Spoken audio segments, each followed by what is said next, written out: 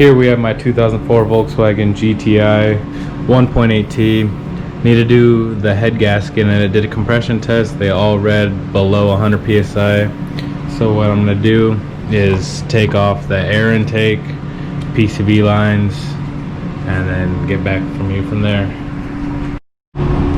With the air intake disconnected and all the lines off the motor, I'm going to be taking off 9 10mm nuts off the valve cover, 10 if you count the coil pack ground. Timing cover is already taken off. Recommend taking off the sensor before pulling out the cover itself, unless you're just going to be fighting yourself from there. And then we'll get the cover off and see what it looks like from down there.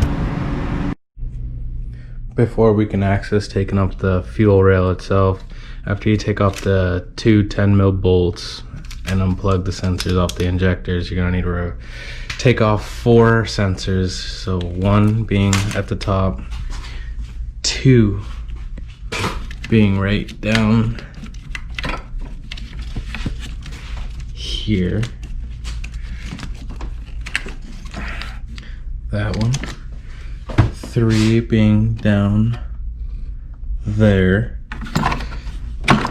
and then the 4th one being right in between, down right there.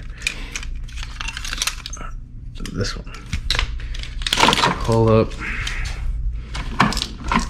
get it untangled.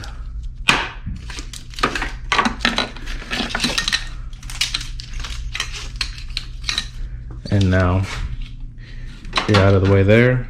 Full access to the fuel rail and the air intake manifold. I chose to leave the injectors inside of the fuel rail. Remove these clamps off the fuel rail and then remove the 2 hoses. Then you can slide the fuel rail right over and it'll be out of your way. After taking off the fuel rail, you got 2 more lines to get out of the way, and then you have 8 4.5mm Allen head bolts, and then you have 2 10mm nuts on the side to take the air intake manifold off. Go ahead and loosen up the boot, take that off, loosen up this so you can take it off, going in between the air intake manifold. After the air intake manifold is all loose, you're going to remove all the hoses off the right side. On the left side, just pull, boot's loose, pull gently, and if you look under, you're going to have 2 vacuum lines. One's already taken off right here, that goes right here, and then this one has those crimp clamps on them, they're crimped on. So you remove that, and then your air intake manifold is fully off the head. I went and put the valve cover back on so I can get top dead center, but as you can tell, there's a timing mark on the valve cover, timing mark on the exhaust side cam, and it requires a 3/4 inch 12-point socket and rotate the engine. I'm here by myself doing it, so what I found easiest is I got a long screwdriver, put it there at the bottom while the valve cover was off, rotate the motor while watching the screwdriver go up and down, and as I saw the screwdriver going down, I stopped, put the valve cover back on so I can get perfect TDC.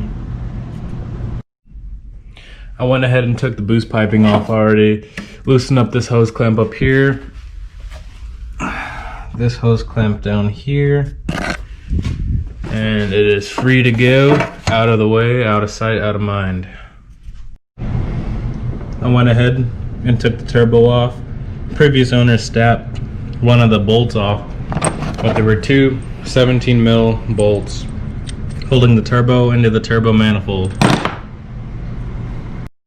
So for the head removal process, there's going to be 1 2 3 4 5 6 7 8 9 10 T55 Torx bit Allen bolts down there holding this head in. So we're going to get to removing those. Go ahead and remove this part down here. There's 2 5mm Allen head bolts, one located here and one located down, let's see, down there. Now with the head off, you can continue with the business that you were approaching with. These hard lines right here were the hardest part on taking off the head. I would recommend having 2 people. I'm here by myself doing it. So, but there's 2 brackets that are holding this in, so make sure to unbolt them. And when you unbolt them, pry them out. If you are doing it by yourself, I would lift the head slowly but surely and rotate it counterclockwise so those tabs open up themselves. And when you can get an extra hand out, push those hard lines down and they'll come out and you'll come out free. Thank you.